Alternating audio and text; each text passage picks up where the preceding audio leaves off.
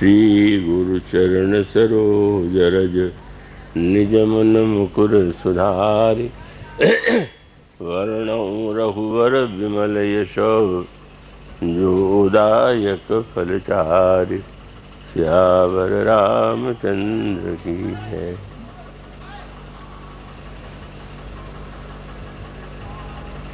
समस्त परम श्रद्धेय संतों के श्री चरणों में मेरा सत सत नमन है, प्रणाम है। मुझे बड़ी प्रसन्नता की अनुभूति हुई जब परम श्रद्धेय श्री नित्य गोपाल दास जी महाराज, परम श्रद्धेय श्री फिलहारी बाबा जी महाराज को भी आज यहाँ पर उपस्थित देखने का सुअवसर मिला।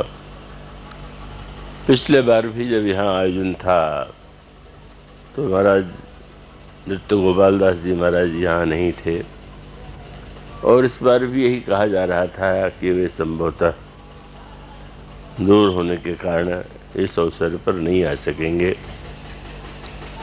तो ये प्रभु की और संतों की महती कृपा और अनुकंपा है कि वे यहाँ पधारे और समस्त जो संत महात्मा विराजमान है मंच पर, सबका नाम तो मेरे ध्यान में नहीं है, सबका नाम लिया भी नहीं जा सकता, पर सबके चरणों में मेरा कोटि कोटि प्रणाम है।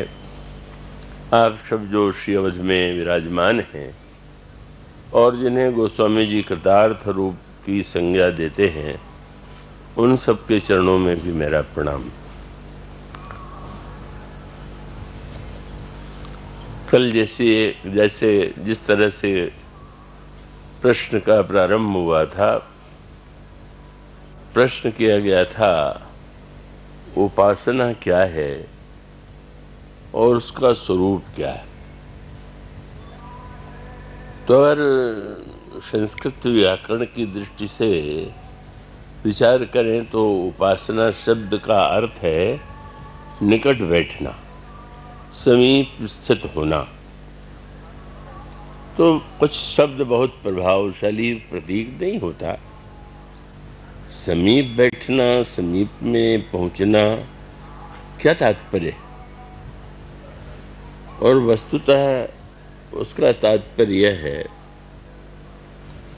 कि हम सबके जीवन में एक बड़ी विडंबना है। जो पास है वो दूर हो गया है और जो दूर है उसे पास बनाने के लिए हम निरंतर व्यग्र रहते हैं। जब यह कहा जाए कि ईश्वर के समीप हम पहुंच जाएं, यह उपासना है, तो उसका तात्पर्य यह है कि हम सबके सबसे अधिक निकट कौन है। और तब जब यह कहते हैं कि प्रभु प्रत्येक व्यक्ति के जीव के हृदय में ही विराजमान है, तो इसका अर्थ तो यही हुआ कि अन्यत्र जिनके समीप हम पहुंचते हैं, पहुंचना चाह रहे हैं या जिन्हें समीपी बनाते हैं, वहाँ देश काल और व्यक्तित्व की परिच्छिन्नता है। हम समीप किसी के आज हैं, किसी व्यक्ति के कल हमें दूर जाना पड़ सकता है। आज समीप है और कल नहीं रहेगा। और आज जिस व्यक्ति का सामीप्य हमें प्रिय लगता है, वो शायद दूसरे दिन प्रिय न प्रतीत हो।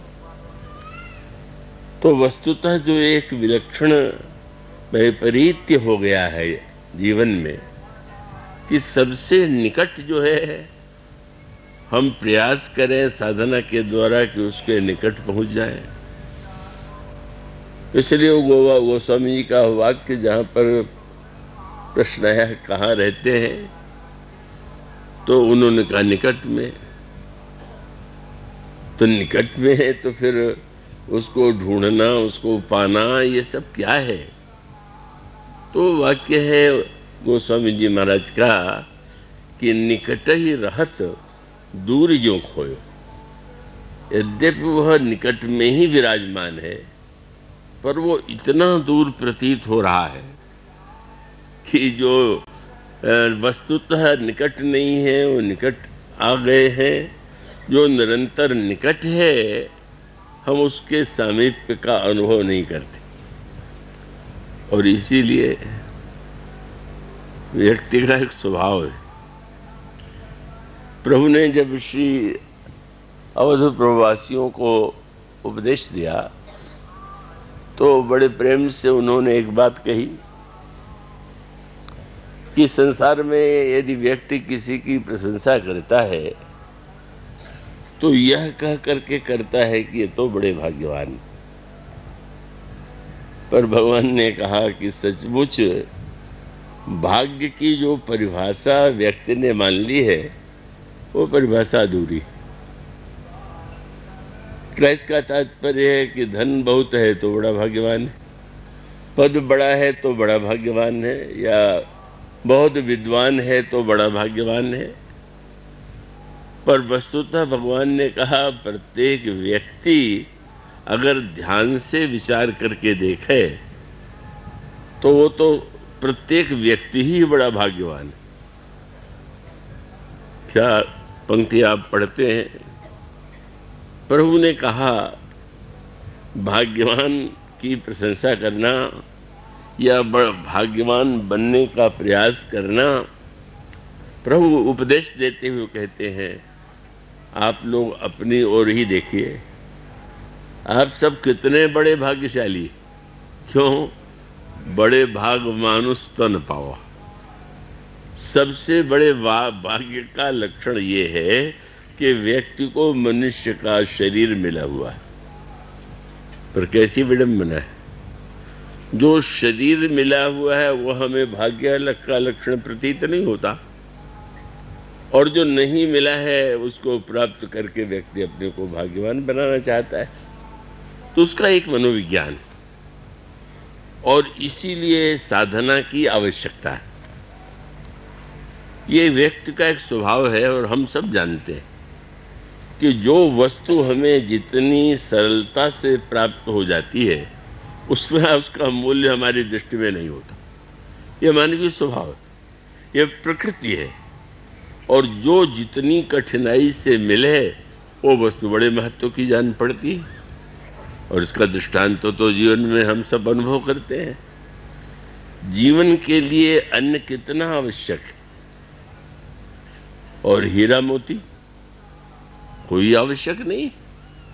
उसके बिना व्यक्ति जो है बड़ी सरलता से सारा जीवन व्यतीत कर सकता है। पर हीरे मोती सोने का मूल्य अधिक और अन्न का मूल्य कम, मानो इस महंगाई में भी बहुत कम।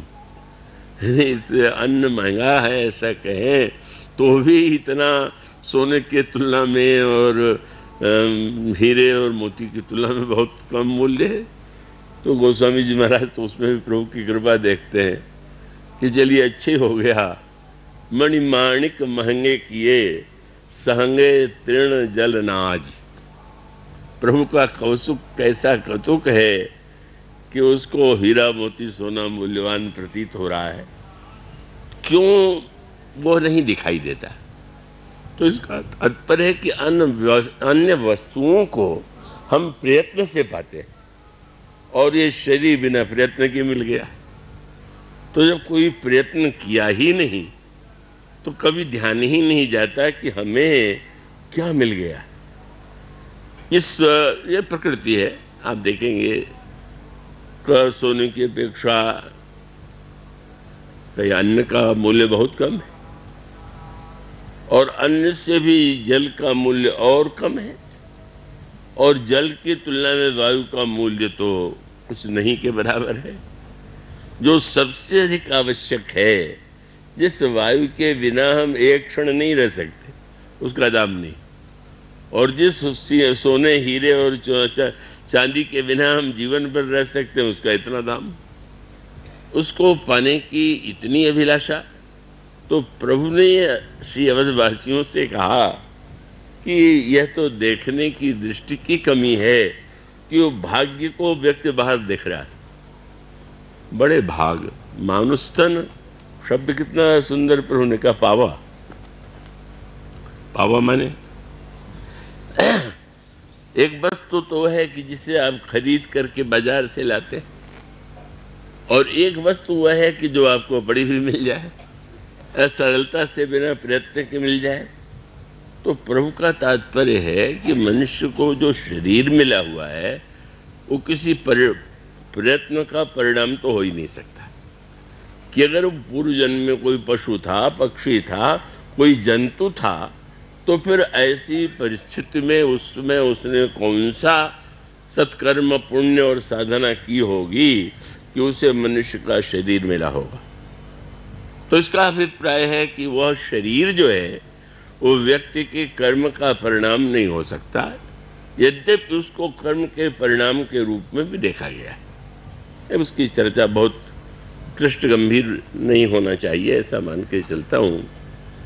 तो प्रभु ने जो वाक्य कहा वो बड़े महत्व का है, और वो क्या है? बोले कबहू क करी करुणा नर देही, देहत ईस बिनु हेतु सनेही। किसी कर्म के परिणाम हमें शरीर मिला है, प्रभु कहते हैं ऐसा नहीं मान के चलिए। और प्रभु ने किसी सत्कर्म के बदले में दिया, ये भी नहीं।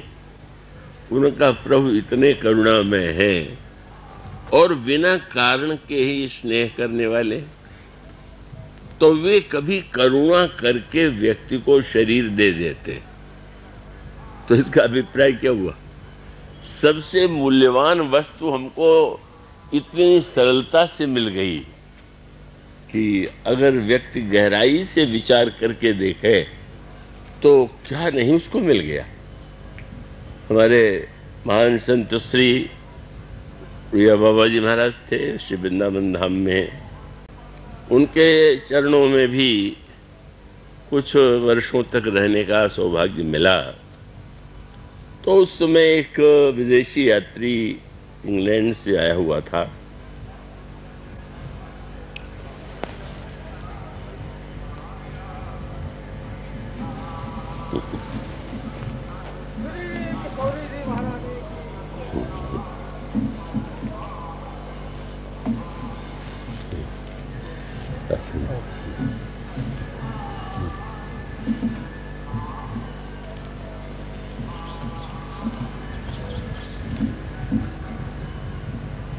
तो वह व्यक्ति यह सुन करके कि बड़े सिद्ध पुरुष हैं, वो आया और आने के बाद उसने कहा कि महाराज कोई चमत्कार दिखाइए। तो शिव बाबा हंसने लगे, क्या कोई मैं जादूगर हूँ क्या? जो क्या तुम चमत्कार का अर्थ लेते हो? कौन सा चमत्कार तुम देखना चाहते हो? सबसे बड़ा चमत्कार तो तुम्हारे पास स्वयं है, और वो तुम्हारा शरीर है। तुम शरीर को ही ध्यान से देखो तो तुम्हें दिखाई देगा कि इतना चमत्कारी शरीर है। अब इतने आविष्कार हुए हैं, पर वो सारे आविष्कार तो शरीर से ही हुए और शरीर में ही उसका रूप विद्यमान। तो बाबा का संकेत ये था कि शायद हम जो सबसे अधिक महानतम वस्तु है उसकी महिमा को, उसके मूल्य को पहचान ही नहीं पा रहे। और इसलिए प्रभु श्री रामभद्र श्री अवधवासियों से कहते हैं कि भाग्य का लक्षण जो है किसी समृद्धि, पद, विद्या, तपस्या नहीं, तब बड़े भाग, मानुष तन पाओ। आपको जो वस्तु और मिली है प्रयत्न से, केवल मनुष्य का शरीर ही बिना प्रयत्न के मिला है, और वो करुणा मैंने उसे अपनी करुणा से दे दिया। भक्त इसी को तो पकड़ लेते हैं। श्री विनय का वह पद विनय पत्रिका का आप सबने अवश्य पढ़ा होगा, और उसमें गोस्वामी जी महाराज ने बड़े मीठे रंग से इस संदर्भ में जो पंक्ति कही वो बड़े महत्व की।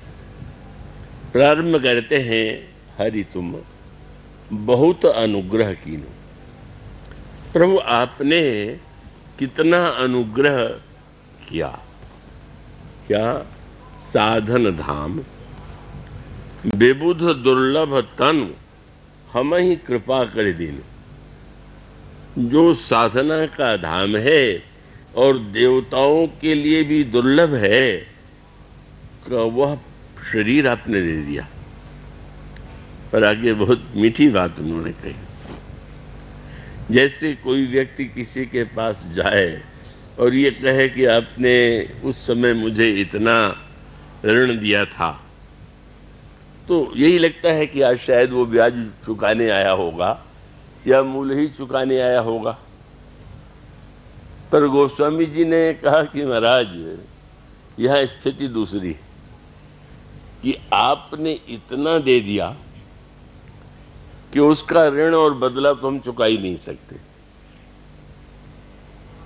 जब आपने जो दिया उसका ऋण और बदला नहीं चुका सकते तो उन्होंने कहा महाराज तब तो एक ही उपाय है कि जब किसी व्यापारी को पता चल जाता है कि मैं दिवालिया होने वाला हूं, तो उस समय वो सोचता है और भी जितना लेते बने ले लो। जब बदनामी होनी है, दिवालिया ही कहलाना है, तो क्यों न और ले लिया जाए।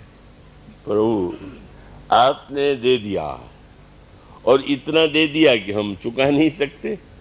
ऋण देने वाले तो ये ध्यान रखते हैं कि जिसको दे रहे हैं उसमें चुकाने की क्षमता है कि नहीं। तो प्रभु आपने वो तो ध्यान नहीं रखा, बिना ध्यान रखे आपने दे दिया, और दे दिया तो अब चुकाने नहीं आया हो।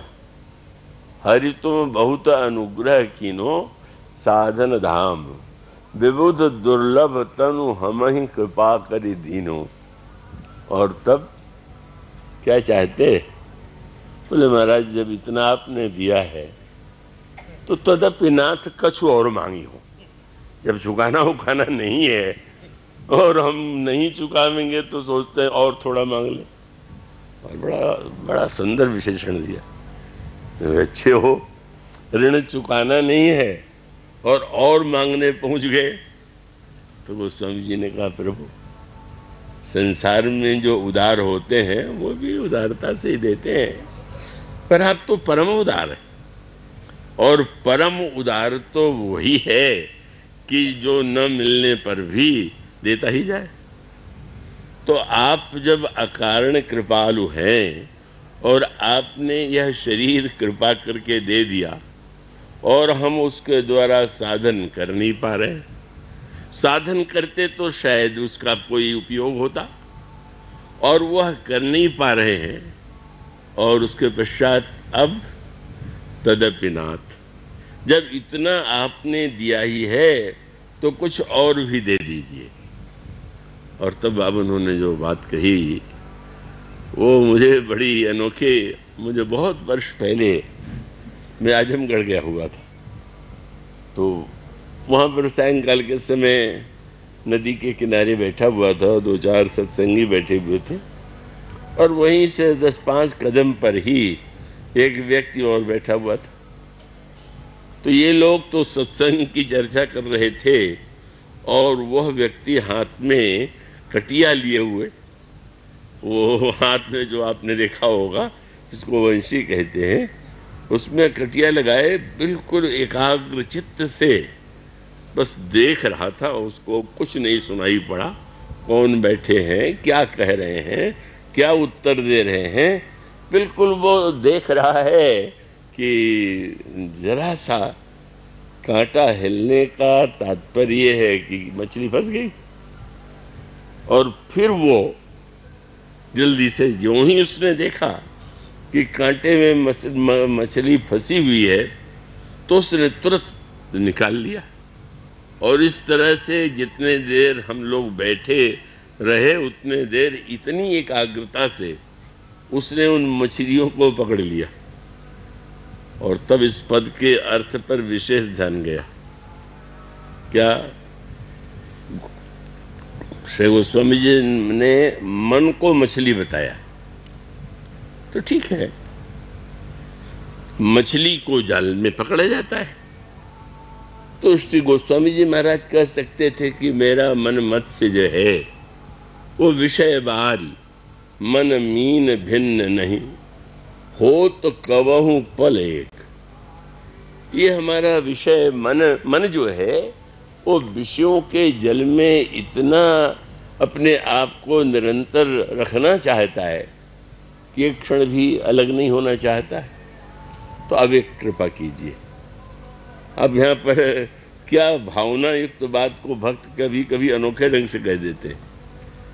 यहाँ जाल से नाम न लेकर के उन्होंने कहा, महाराज मेरे मन की मछली को बंसी में फंसाइए।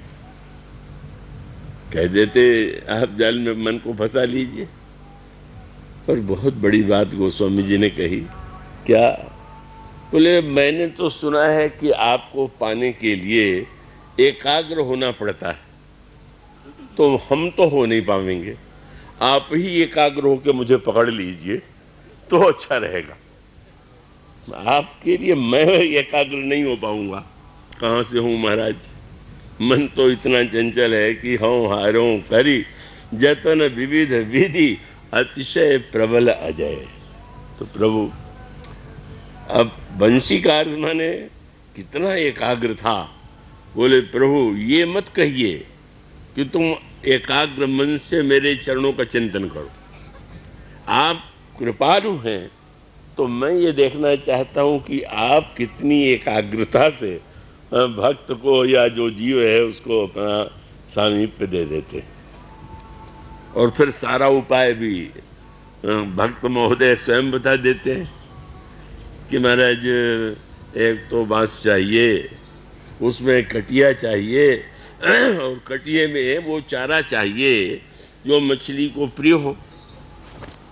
तो प्रभु ने कहा कि भाई अब कहाँ से लिया मैं, तुम्हारे विषय बारी मन मीन भिन्न नहीं, हो तो कबहु पल एक तेहिते सहो विपत्ति करुणा निधि जन्मत जोनि अनेक। तो उन्होंने कहा प्रभु आपके पास तो पहले से विद्यमान, क्या? रस्सी लगाइए। रस्सी कौन सी? कृपा डोरी, कृपा की डोरी। बहुत बड़ी बात कह दी उन्होंने। साधना की डोरी तो टूट सकती है पर कृपा की डोरी टूट नहीं सकती। ये है, इसलिए उन्होंने कहा महाराज साधना की रस्सी मत, कृपा की रस्सी बना दीजिए। और अगर आप खोज रहे हो कि वो टेढ़ी कटिया चाहिए मछली को फंसाने के लिए, तो आपके श्री चरणों में तो अंकुश रेखा बनी हुई है, वो ठीक कटिए के समान है। कृपा डोरी वंशी पद अंकुश। और उससे भी बड़ी बात कह दी कि जो मछली को फंसाना चाहता है वो ऐसा चारा लगा देता है कि जिसके लोभ में मछली अगर पकड़ में आ जाए तो सब उलट दिया। महाराज लोग कहते हैं आपसे प्रेम करना चाहता हूँ, मैं चाहता हूँ आप ही प्रेम करें, आप ही एकाग्र बने, आप ही इसके द्वारा हमें आपने चरणों का सामीप्य दे दें। कृपा डोरी वंशी पद अंकुश। चारा कौन सा? परम प्रेम मृदु चारो। मैं प्रेम नहीं कर सकता आपसे, आप ही प्रेम का चारा लगा लीजिए। कृपा की रस्सी, श्री चरणों में जो अंकुश की रेखा है वो कटिया, और तब यही विधि भेदी हरहु मेरो मन। महाराज इस मेरे मन मत्स्य को इस तरह से आप फंसा लीजिए। इतनी झंझट मैं क्यों उठाऊं? प्रभु विनोद में अगर पूछ दें बड़ी लंबी योजना तुम्हारी है, तो गोस्वामी जी कहते हैं महाराज अवश्य आप कीजिए। क्यों? महाराजों को तो नए नए खेल पसंद हैं, तो आपने सिंह को मारा और बड़े बड़े दैत्यों को मारा, पर मछली को कभी नहीं फंसाया होगा, तो अब एक नया काम भी कर लीजिए। क्या? बोले कौतुक राम तिहारो। एक नया खेल जुड़ जाएगा कि आप मछली भी मार लेते। आप मछली को फंसाने के लिए भी प्रयत्नशील होते हैं। कैसी बड़ी आपकी ये लीला।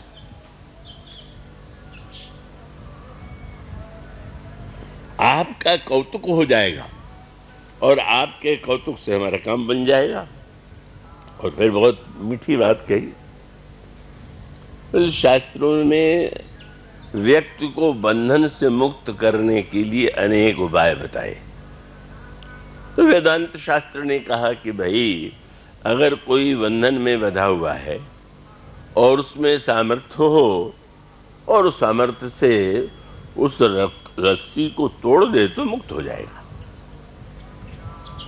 और दूसरी पद्धति ये बताई गई कि अगर रस्सी बंधी हुई है तो व्यक्ति अगर अपने को समेट सके तो समेट करके जब वो दुबला बन जाएगा तो भी जो रस्सी है वो गिर पड़ेगी। श्री हनुमान जी महाराज के चरित्र में इसी पद्धति की ओर संकेत किया गया है और संकेत बड़े महत्व का है।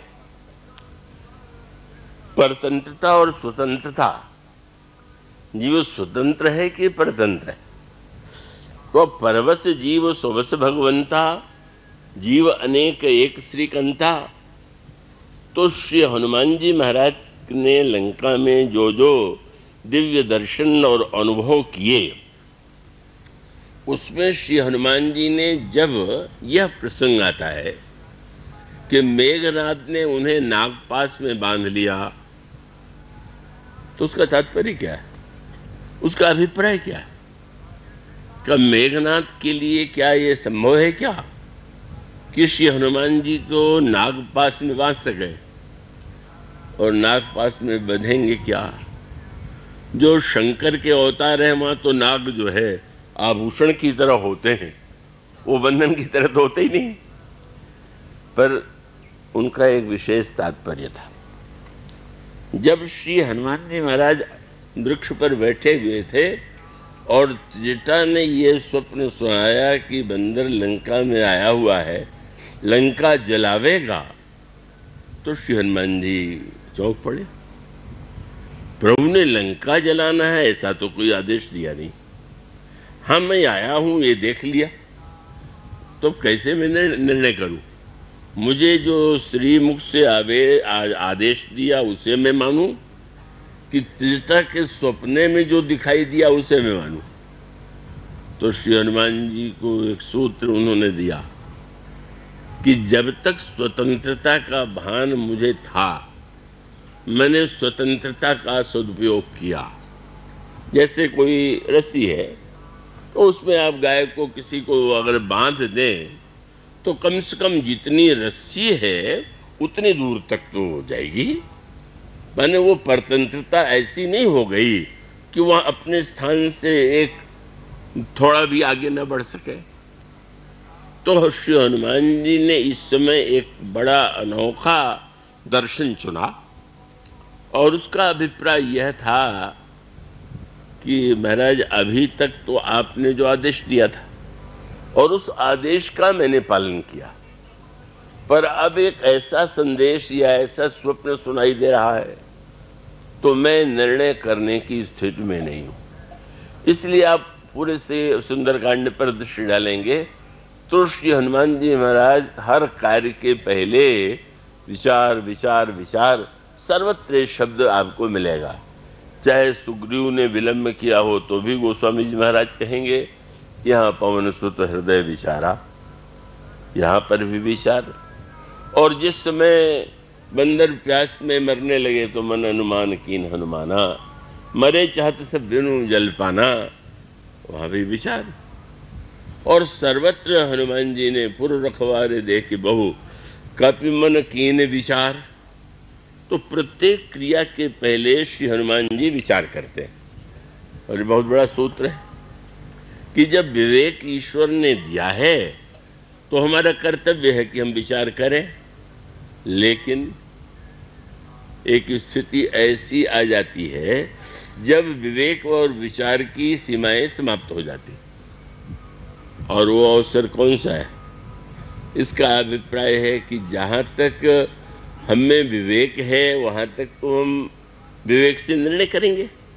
इसलिए जिसने भी श्री हनुमान जी की प्रशंसा किया तो सुरसा ने भी यह कह करके प्रशंसा किया कि सत्योजन ही आनंद कीन्हा, अति लव रूप पवन सुत लीन्हा, बदन पैठ पुनि बाहर आवा, मांगी विदाता है सुरनावा। और देखिए वे बस यही कह दिया कि तुम वस्तुतः बुद्धिमान हो, बड़े बलवान हो। तो इस तरह से सुरसा ने यही कहा कि तुम प्रभु का कार्य अवश्य करोगे। लेकिन अब श्री हनुमान जी के इस चरित्र में आप गुणों की बात पाएंगे। अगर लंका में वो चारों ओर देखते हैं कि राक्षस और विभीषण का घर और मंदिर, तो फिर तुरंत तर्क वितर्क करते हैं कि लंका निष्ठर निकर निवासा, यहाँ कहाँ सज्जन कर बासा। पर एक ही ऐसा कार्य श्री हनुमान जी के द्वारा हुआ जहाँ गोस्वामी जी महाराज ने विचार शब्द का प्रयोग नहीं किया।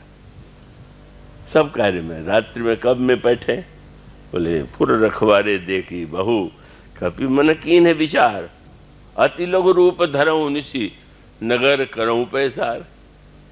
और जब अशोक वाटिका में है तब भी गोस्वामी जी कहते हैं कि हनुमान जी ने अंत में जिस समय वो दृश्य देखा, देख जानकी दीन, तब उन्होंने क्या किया? गोस्वामी जी कहते हैं कि उन्होंने विचार करके कपि करे हृदय विचार, दीन मुद्रिका डारी। तब हर प्रसंग में विचार विचार विचार, इसकी महिमा का वर्णन। और जब सबसे बड़ा जो कार्य है जिसको अद्वितीय माना गया, को उस कार्य के समय विचार किया, ऐसा कोई शब्द आपको नहीं मिलेगा। और वो क्या है? लंका जलाते समय विचार नहीं किया। आपने ध्यान दिया? वहां एक भी शब्द नहीं आता कि हनुमान जी ने लंका जलाने के पहले विचार किया। मुद्रिका डाली तो विचार, विभीषण से परिचय किया तो विचार, प्रवेश किया तो विचार। और जिसके विषय में पूछा गया, करे तुमने कैसे कहू कपि रावण पालित लंका, के विधि देहो दुर्गति बंका। विचार शब्द क्यों नहीं? बोले महाराज जहां तक विचार था मैंने विचार करके देख लिया। अब वो कार्य जब मुझे करना था तो मैंने विचार किया, पर आपको अगर कराना है तो विचार आप करें, मैं क्यों करने लगा? विचार अगर होना है तो आपको होना चाहिए, तो विचार तो आप करेंगे, आपने सोचा होगा। क्योंकि मुझे तो यही सूचना थी कि बस बहु प्रकार सीते ही समुझायो, कई बल विरह वेगी तुम आयो। अब कह रहे हैं कि सपने बारह लंका जारी, बस विचार की सीमा समाप्त, अब कुछ नहीं। अब आप मुझसे अभी तक विचार पूर्वक उस कार्य को जो आपने आदेश में दिया करने की चेष्टा की गई, पर अब वो मेरी सीमा समाप्त है। तो इसीलिए हनुमान जी महाराज अभी तक तो खुले हुए थे, पर रावण की वाटिका में बंद के क्यों गए? बोले अभी तक स्वतंत्र होकर के सारे कार्य किया था। अब त्रिजटा कहती है सपने बंदर लंका में, बंदर से लंका को जला देगा, तो महाराज न तो मैं विचार कर सकता हूं और न मैं स्वतंत्र हूं, मैं तो परतंत्र हूं। स्वतंत्र व्यक्ति कोई कार्य कर सकता है, लेकिन जो परतंत्र है तो जानबूझ करके गोस्वामी जी महाराज ये कहते हैं कि श्री हनुमान जी ने जब देखा और विचार करके कि अब चलना है रावण की सभा में, तो रावण की सभा में भी जाने की आज्ञा नहीं दी गई। ये नहीं कहा गया था रावण से वार्तालाप करना, तो मानो उत्तर तैयार था। रावण की सभा में किसकी आज्ञा से गए? मैं गया थोड़ी महाराज, मुझे तो बांध के ले जाया गया, मैं क्या कर सकता था? मानो श्री हनुमान जी यह दिखाना चाहते हैं कि मैं तो परवश हूं, और इस परवशता का जो आनंद है, देखिए स्वतंत्रता का भी आनंद है, पर परवशता का आनंद और बड़ा। क्यों? सुबह जब हम होंगे तो जितनी सामर्थ्य वो उतनी करेंगे, पर जब हम परवश हो जाते हैं तो फिर तो अपनी कोई सीमा ही नहीं, अपना कोई सामर्थ्य नहीं। इसलिए श्री हनुमान जी अब परवशता का आनंद लेने के लिए ही जानबूझ करके अपने आप को नाग पास में बंधवा लेते, ले जाए गए। और ले जाने के बाद रावण से वार्तालाप हुआ। श्री हनुमान जी ने जिस समय ये आया, रावण ने कहा इस बंदर को मार डालो, तो श्री हनुमान जी अभी तक जो वाटिका में संहार कर रहे थे वो तो अभी कर सकते, लेकिन चुपचाप खड़े, कोई उत्तर नहीं दिया। क्यों? महाराज स्वतंत्र होता तो मैं लड़ता, अब ने मैं बंधन में हूं तो आपको बचाना हो बचावे, नहीं तो ना बचावे। ये आनंद है। बोले अभी तक तो मेरे ऊपर थोड़ा भार था कि तुम्हें अपने को विचार पूर्वक बचाना। महाराज मैं तो बधा हुआ हूं।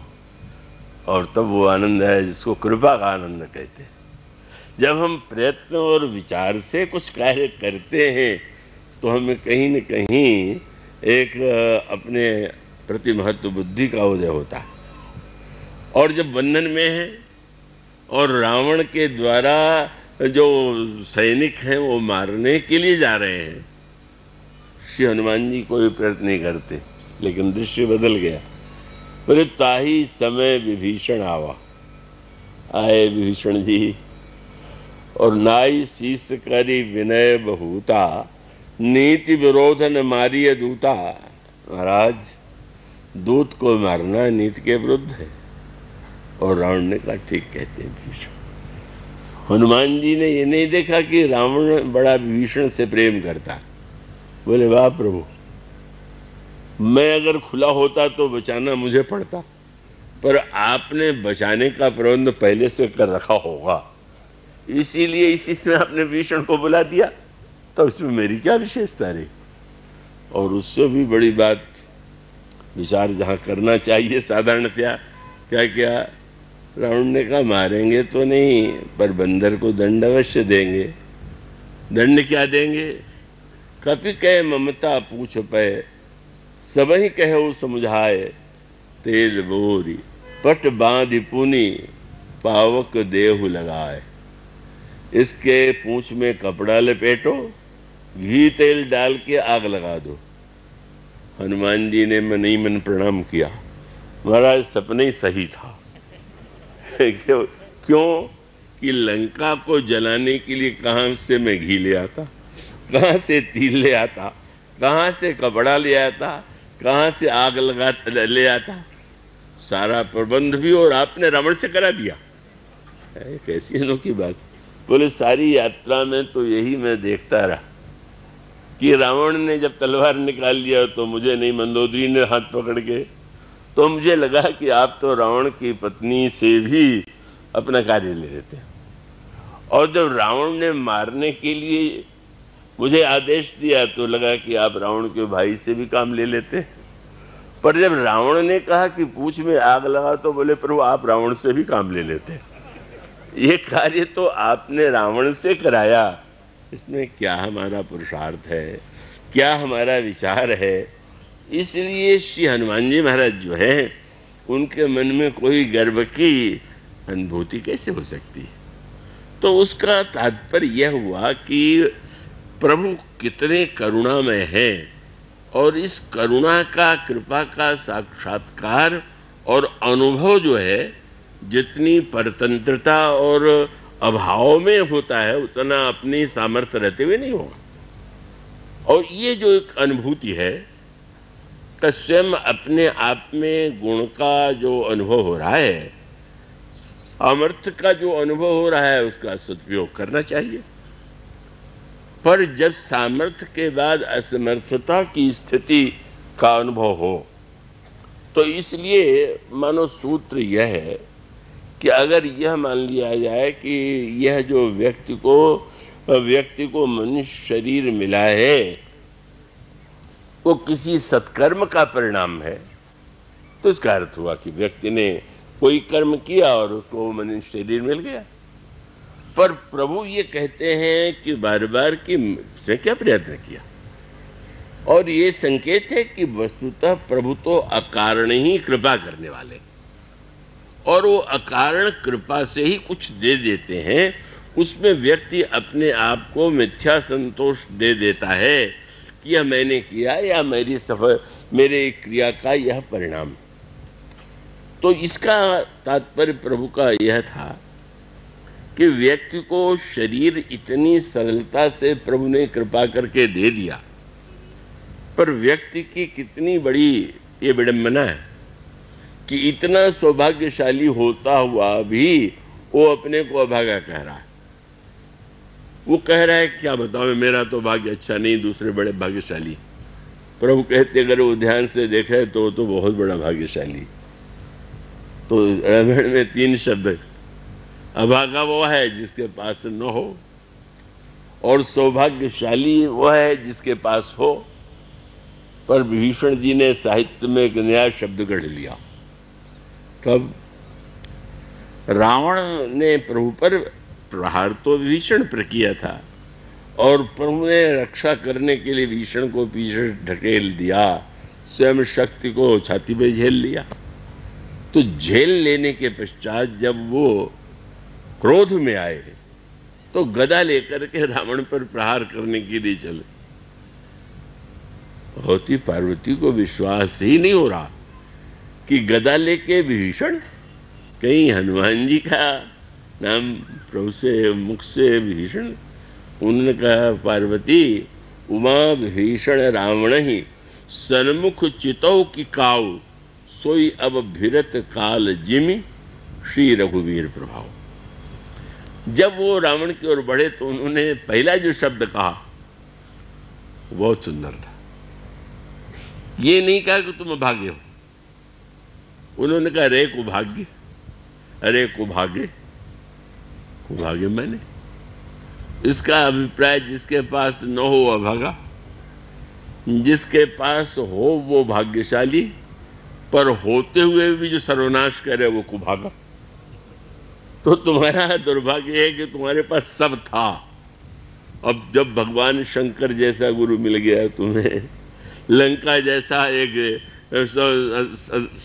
सर्व समृद्धि से संपन्न तुम्हें नगर मिल गया, भौतिक और पारमार्थिक, भौतिक दृष्टि से लंका की समृद्धि, संसार की सर्वश्रेष्ठ सुंदरियां, और पारमार्थिक दृष्टि से भगवान शिव को गुरु के रूप में पाने के बाद भी, तो मैं यही कहूंगा कि तुम तो बड़े को भागे हो। तात्पर्य सूत्र के रूप में यह है कि वस्तुतः जो सबसे बड़े भाग्य का लक्षण है, और जो ईश्वर हमारे सबसे अधिक निकट है,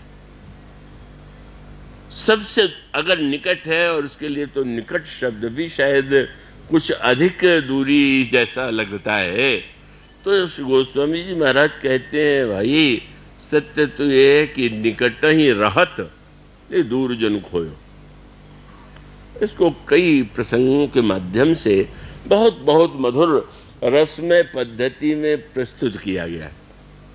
उसको आप दूसरे आनंद की दृष्टि से देखें तो भी आनंद है, और उपासना का तत्व भी मानो प्रकट होता है। तो उसका सर्वोत्कृष्ट दृष्टांत है श्री किशोरी जी के द्वारा प्रभु श्री राम को ढूंढना।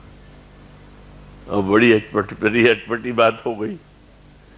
जीव तो प्रभु के निकट है, वो तो ठीक ही है, लेकिन पुष्प वाटिका प्रसंग में गोस्वामी जी कहते हैं श्री किशोरी जी जो हैं का पूजन के बाद सखी के मुंह से श्री रामभद्र के सौंदर्य का वर्णन सुनती हैं। संक्षेप में दर्शन की उत्कंठा होती है, उत्कंठा के बाद संकोच के कारण कह नहीं पा रही हैं। सखियों ने संकोच दूर करने के लिए कहा कि कोई हम लोगों को संकोच करने की आवश्यकता नहीं।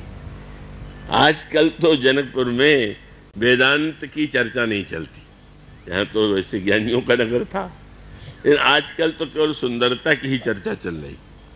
वर्णत छवि जहाँ तहाँ सब लोग, जिधर देखो वहीं पर लोग इनकी सुंदरता का वर्णन कर रहे हैं। तो जब चारों ओर चल रही है तो हम ही क्या इतने अभागे हैं कि इतने निकट पहुंच करके और हम दर्शन से वंचित रहे। तो अवश्य देखिए ही, देखना जो अगर संजोग मिला है तो अवश्य देखना चाहिए। गोस्वामी जी ने उस समय दर्शन, भावना, उपासना और संकोचशील सबको एक साथ जोड़ दिया है। श्री किशोरी जी चली। अब गोस्वामी जी का जो शब्द है, आप सब तो महान विज्ञ हैं, आपके सामने बहुत कहने की आवश्यकता तो नहीं है, पर वहाँ गोस्वामी जी के दो अनोखे शब्द हैं। उस समय श्री किशोरी जी के हृदय में प्रेम उत्पन्न हुआ। आप दोहे में पढ़ते हैं, सुमिरी सीय नारद बचन उपजी प्रीति पुनीत।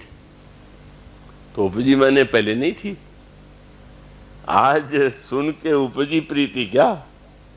यही विलक्षणता है। जो स्वयं अभिन्न है, जिनमें उनमें दूरी ही नहीं है, भिन्नता ही नहीं है, वे प्रभु के की महिमा सुंदरता की कथा सुन करके उनके हृदय में प्रेम उत्पन्न होता है। अभी उत्पन्न हुआ, पहले नहीं था, पर अचानक बदल देते हैं। क्या? अब खोजने जाना है। खोजना किसको है? जो अपने से अभिन्न है। गिरा अर्थ जल वीच सम कहियत भिन्न भिन्न, बंदौ सीता राम पद जिन्हें परम प्रिय खिन्न। जो अभिन्न है, आज उनकी खोज हो रही। और सखी से कहने लगी कि अब तुम देखा ही हो, हमने तो पहले देखा ही नहीं।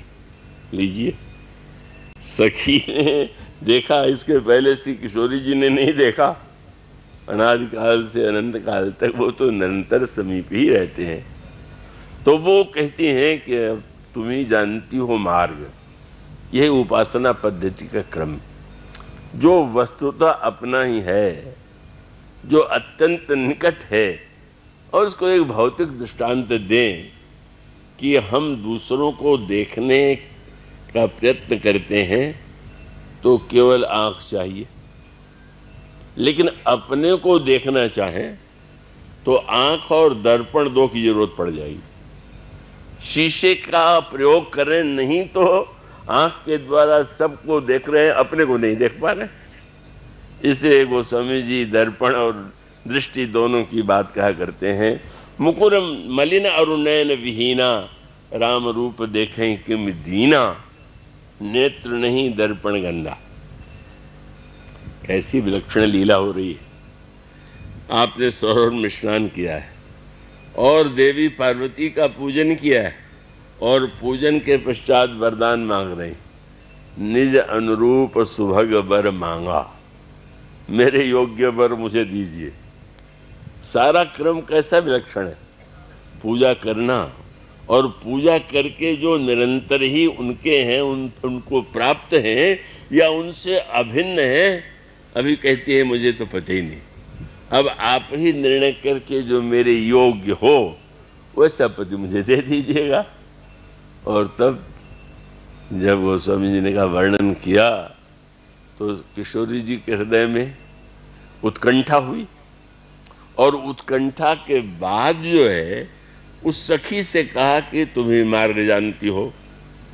बस ईश्वर को अगर हम पाना चाहते हैं, हम उपासक हैं और उनके समीप पहुंचना चाहते हैं, तो मार्गदर्शक की आवश्यकता है।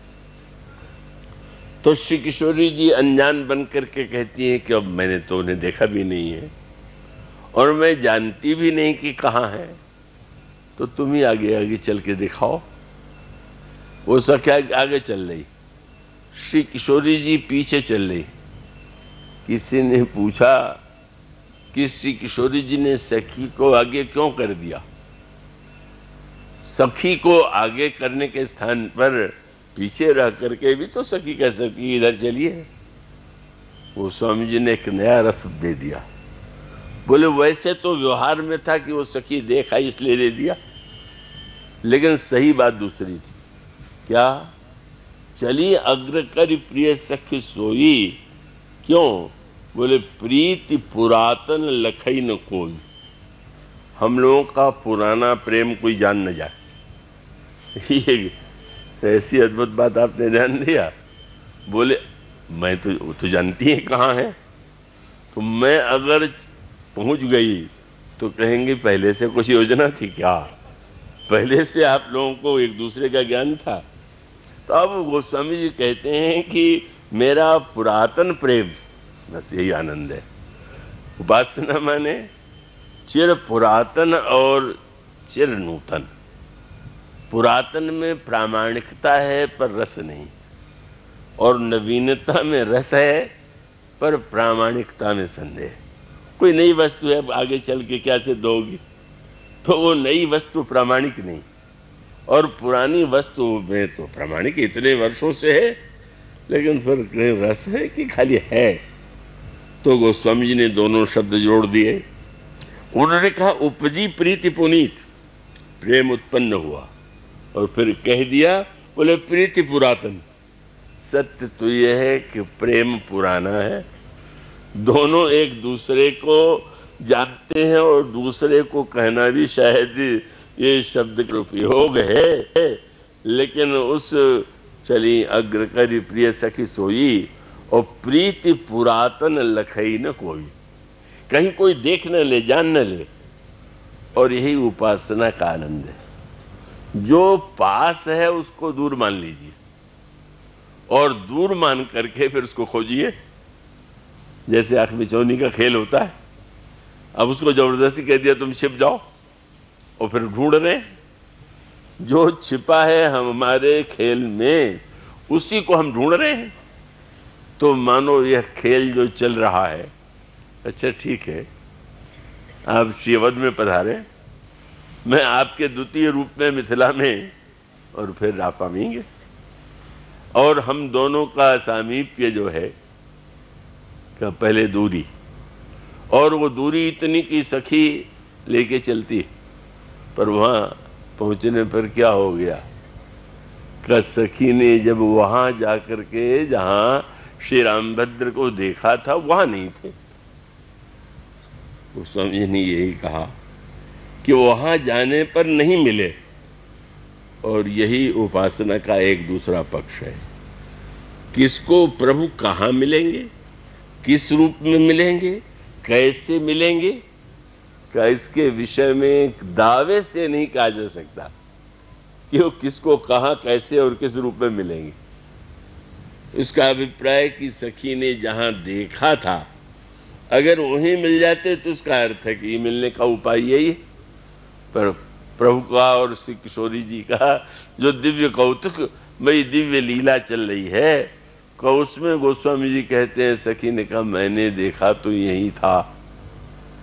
और उसका अर्थ वो शंकर जी महाराज का वो वाक्य, तो शंकर जी से पूछा गया कि महाराज कोई कहता है इस लोक में भगवान है, उस लोक में भगवान है, और कोई कहता है हमारे भगवान का लोक ऊंचा है, कोई दूसरा कहता है नहीं उन दूसरे का ऊंचा है आपकी दृष्टि में। तो शंकर जी ने कहा कि वो तो सर्वत्र ही है, पर सर्वत्र होते हुए भी धाम वाली बात क्या सही नहीं है? नहीं, बिल्कुल सही। सही क्यों है? बोले हैं सर्वत्र, पर जेहि के हृदय भगति जस प्रीति प्रभुतः प्रगट।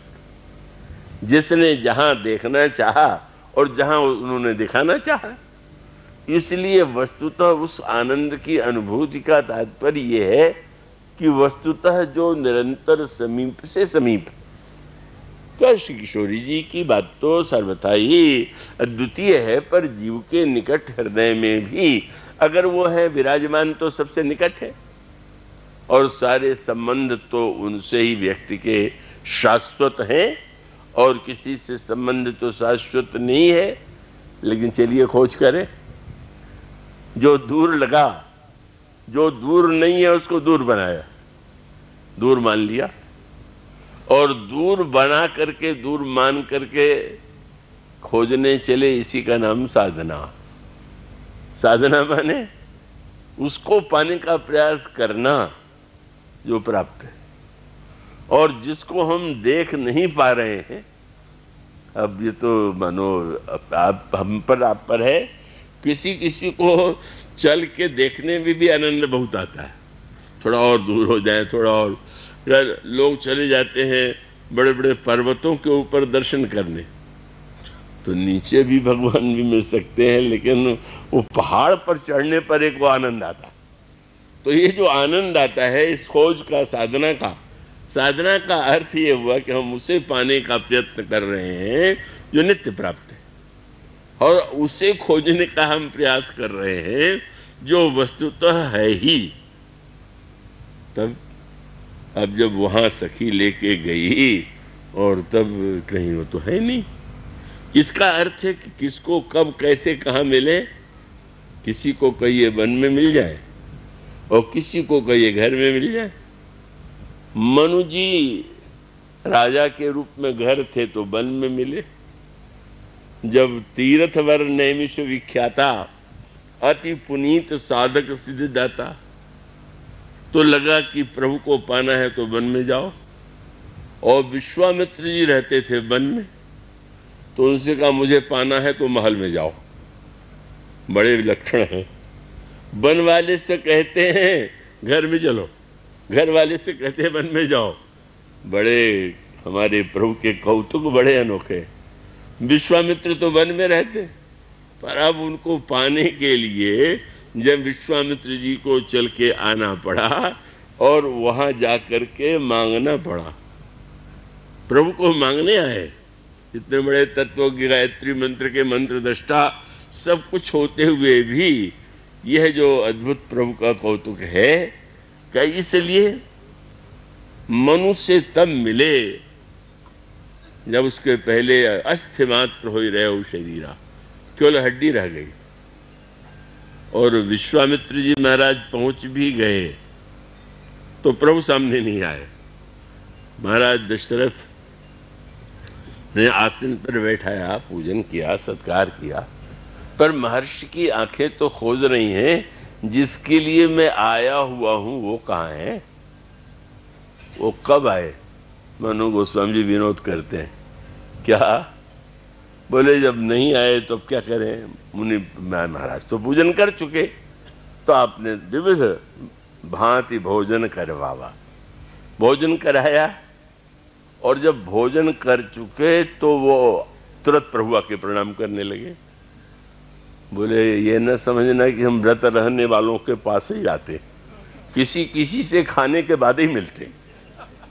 ये उपवास कराना या खिला देना वो तो अपना उनका खेल है।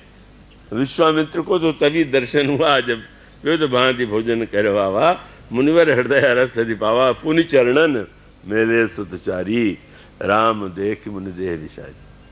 और इसीलिए मनु को भी ये बता दिया, ये न भ्रम पाना कि तुम उपवास करते करते हड्डी हड्डी हो गई, इससे मैं प्रभावित हो गया।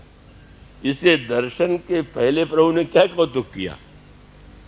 प्रभु ने कौतुक ये किया कि मनु के सामने जब आए तो उसके पहले मनु की हड्डियां बिल्कुल नहीं थी। तब क्या था। वो स्वामी जी कहते हैं, जिस समय मृतक जियावनी गिरा सुहाई, श्रवण रंध्र होई उर जब आई, हृष्ट पुष्ट तन भय सुहाय। जैसे राजा के रूप में मोटे तगड़े थे वैसे ही हो गए। मानो उन्होंने बता दिया, ये अपनी तपस्या से मेरे दर्शन को मत जोड़ लेना कि तुमने इतनी लंबी तपस्या किया, इसके बदले में आया हुआ। पर ये तो हमारे तुम्हारे, तुम पुरुषार्थ संपन्न थे, साधन संपन्न थे, तो तुम्हें मैं लंबी साधना के बाद के द्वारा मिला। और किसी को मैं अगर यूं भी मिल जाऊं तो ये तो हमारी इच्छा पर है। इसलिए प्रभु कभी जो मिलते हैं और मिलने में जो अमिलन की भ्रांति दूर करते हैं, और जिस तरह से चिर पुरातन को नित्य नूतन का आनंद देने के लिए रस की सृष्टि करते हैं, अब क्या हो गया। सखी जी ने कहा कि यही तो देखा था। श्री किशोरी जी देख रहे और देखे ही नहीं रहे, दिखाई भी नहीं दे रहे। चितवत चकित चहूं दिस सीता, कहाँ गए नृप किशोर मन चिंता। कहाँ चले गए, कहाँ चले गए। यह जो सारी दिव्य रस की लीला है, मानो जो दूर अभिन्न था वो भिन्न बना, जो भिन्न बना वो दूर बना, और दूर बनने के बाद फिर क्रम से साधना के पास जाने का प्रयत्न चल रहा है। और उस प्रयत्न के बाद खोज करके भी नहीं खोज पा रही। और दर्शन किसने कराया। लता ओट तब सखी न लखाए। अच्छा, आप नहीं देख पा रही, वो देखिए लता की आड़ में। सूत्र क्या है, क्या सचमुच लता की आड़ में वो नहीं देख पा रही। क्या वो ये नहीं जानती हैं। पर मानो सर्वत्र सूत्र यही है। किशोरी जी की इस लीला का उद्देश्य यही था कि आनंद तो खोजने में है, और थोड़ा उसमें व्याकुलता, उत्कंठा, जब उत्पन्न हो जाती है तो रस और बढ़ जाता है। सरलता से मिल जाए तो उतना व्याकुलता नहीं है तो उतने रस की अनुभूति नहीं होगी। इसलिए आपने देखा ना, धनुष तोड़ने में इतना विलंब क्यों लगा दिया? थोड़ा जरा और थोड़ा सा बेचैनी तो हो जाए। बेचैनी माने भगवान को पाना नहीं, मिलन के रस की वृद्धि के लिए। जो वस्तु आपको मिलेगी बेचैनी से, उसका बहुत रस मिलेगा। तो प्रभु उतनी सीमा तक व्याकुलता। अब श्री अवध पधारे लंका विजय के बाद, तो क्या रावण को 10, 5, 20 दिन, 1 महीने पहले नहीं मार सकते थे? इतने देर से मारा कि भरत को समाचार ही नहीं मिल सके। श्री भरत जी तो प्रतीक्षा कर रहे हैं कि प्रभु जब आवेंगे तो निषाद राज तो सूचना दे देंगे। का चित्रकूट में कोल किरात या मुनि कोई न कोई सूचना दे देगा। ये जानबूझ करके विमान से क्यों आए? बोले इतना व्याकुल बना दो तो ही तो आनंद आएगा, कि जब ये निराशा होने लगे कि पता नहीं आएंगे कि नहीं। रहा एक दिन अवधि अधारा, समुझत मन दुख भयउ अपारा। प्रभु इतना सुख देना चाहते, इतना दुखी बना करके। रहा एक दिन अवधि अधारा, समुझत मन दुख भयउ अपारा। कारण कवन नाथ नहीं आयो, जान किधों के जान कुटिल किधों मोहि विसर आयो। आह धन्य लक्ष्मण बड़ भागी, राम पधार विंद अनुरागी। कपटी कुटिल मोहि प्रभु चीन्हा, और ताते नाथ संग नहीं लीना। जो करनी समझे प्रभु मोरी, नहीं निस्तार कल्प सतकोरी। मानो यह जो अंतःकरण में उनके भावनाएं नाना प्रकार की जो संकल्प की वीचियां तरंगे उठती हैं, वो उनके हृदय में कितनी विनम्रता है, कितना वो अपने आप में। वो श्री भरत कौन है जो प्रभु से भिन्न है? प्रभु कहते हैं हनुमान जी महाराज से, तुम जानहु कपि मोर स्वभाव, और भरत ही मोहि की अंतर काऊ। श्री भरत में मुझ में कोई अंतर नहीं, और यहाँ इतनी बातें। मैं कपटी हूं, मैं कुटिल हूं, इसीलिए तो प्रभु साथ में नहीं ले गए। और अगर प्रभु मेरी करनी की ओर ध्यान दें तो मेरा तो 100 करोड़ कल्प तक निस्तार नहीं हो सकता। और फिर धीरे से देख खेल करते हैं तो ये डरते रहते हैं कि ऐसा खेल न बढ़ जाए कि सामने वाला प्राण ही दे दे। इसलिए धनुष तोड़ने में भी सोचने लगे कि अब तो बहुत हो गया। का भरोसा जब कृषि सुखाने समय चुके, पुण्य का पछताने। ऐसा केंद्र में भरत जी व्याकुलता की चरम स्थिति में पहुंच गए। और तब गोस्वामी जी कहते हैं, बैठे देख कुशासन, जटा मुकुट कृषगात। राम राम रघुपति जपत, स्रवत न जल जात। देखत हनुमान अति हर्षेउ, पुलक गात लोचन जल वर्षेउ। यह जो आनंद मिला, ये व्याकुलता से मिला। और बिना अगर वो पहले से 4 महीने पहले रावण का युद्ध समाप्त हो जाता, समाचार मिलता, तो वो जो व्यग्रता थी वो तो उस समय तो नहीं होती। आ रहे हैं, स्वागत के लिए तैयारी करना चाहिए। तो अब परिणाम मानो यह जो शरणागति है, दूरी है, प्रभु के सन्निकट पहुंचने का तात्पर्य यदि उपासना है, और उपासना का अर्थ है समीप पहुंचना, तो समीप पहुंचने का अर्थ यही है कि जो समीप होते हुए भी दूर लग रहा है, वो हमें समीप कैसे दिखाई देने लगे, हम उसको समीप कैसे पालें। और इसीलिए सखियों ने जब दिखला दिया कि वो लता की ओट में, तो फिर वो नया लीला चलने। लोचन मग राम ही उर आनी, दीन्हु पलक कपाट सयानी। नेत्र मुदा हुआ है, और किशोरी जी जो है हृदय मंदिर में ले आई, और एक ओर तो हृदय मंदिर में दिव्य मिलन हो रहा, और दूसरी ओर इतनी व्याकुल है कि क्या होगा। फिर ही अपन पौ पितु बस जाने। यह जो एक अद्भुत दृश्य है, उसका मूल तात्पर्य है कि हम सब जो है प्रभु के अत्यंत सन्निकट हैं, उनके बड़े कृपा के पात्र हैं, स्नेह के पात्र हैं, लेकिन हम उनकी कृपा को, उनके स्नेह को भूल गए। और ईश्वर के विषय में भी हम समझते हैं तो शायद ये लगता है कि वो कहीं दूर से आवेंगे।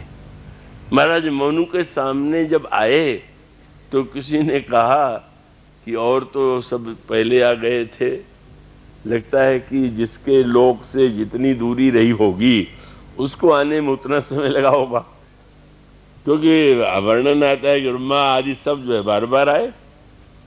प्रभु के इतने विलंब से क्यों आए?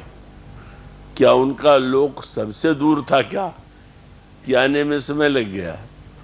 गोस्वामी जी की शब्दावली क्या है? दूर थोड़ी था। तब बोले आए कहीं से नहीं, वो तो प्रगटे। और प्रगटे कहाँ से? भगत वचल प्रभु कृपा निधाना विश्ववास प्रगटे भगवाना। वो तो वहीं थे, मनु के पास थे। और इसीलिए भक्त जो है भगवान को सगुण क्यों बनाना चाहता है? उसका अभिप्राय कि महाराज निर्गुण के रूप में तो दिखाई नहीं पड़ते। जब बाहर आ जाएंगे, हम जीवों को आपने कृपा करके शरीर दिया, पर आंखें ऐसी हैं जो बाहर देख पाती हैं। तो जब हमारी आंखें बाहर ही देख पाती है तो अभी आप बाहर आ जाइए ना, हम आपको देख तो लें, हमको भीतर प्रयत्न करके आपको न देखना पड़े। इसलिए भक्त कहते हैं कि प्रभु आप आइए, पधारिए, और हम इन आँखों से भी आपको देख सकें। इसीलिए गोस्वामी जी से किसी ने पूछा कि आप ईश्वर को निर्गुण मानते हैं कि सगुण? तो उन्होंने कहा कि भाई अगर हमारे यहाँ दो अतिथि आवे, मेहमान आवे, तो हम क्या दोनों में से एक को निकाल दें और दूसरे को ठहरा लें? तो उनका निर्गुण और सगुण दोनों के लिए मैंने दो स्थान चुन लिया और वो दे दिया। दोहौली रामायण में आप पढ़ते हैं। कहाँ? फिर ये निर्गुण अंतर्यामी के रूप में हृदय में विराजमान है, और नयनन सगुण, नेत्र से सगुण है और हृदय में निर्गुण है। मानो नेत्र उसको देखना चाहता है सौंदर्य और आनंदमय रूप में, जहाँ उसकी दिव्य लीला हो रही हो। तो उन्होंने कहा नेत्र में सगुण और हृदय में निर्गुण। तो महाराज आपने पक्षपात तो किया ही, ऊपर वाला कमरा सगुण को दे दिया और नीचे वाला दे दिया आपने निर्गुण को। तो उनका हम तो इन दोनों से भी बड़ा तीसरे को मानते हैं। वो कौन? बोले ही निर्गुण नैनन सगुण रसना राम सुनाम, मनहु पुरट संपुट लसत तुलसी ललित राम। मेरी जिह्वा में जो राम नाम है वो उभय प्रबोधक चतुर्दुभासी, वह निर्गुण बोधक सगुण का बोधक। मानो यह जो साधना का उद्देश्य है वही सूत्र कि हम उस निकटस्थ को दूर माने बैठे हुए हैं, चलिए जरा खोज हो ले।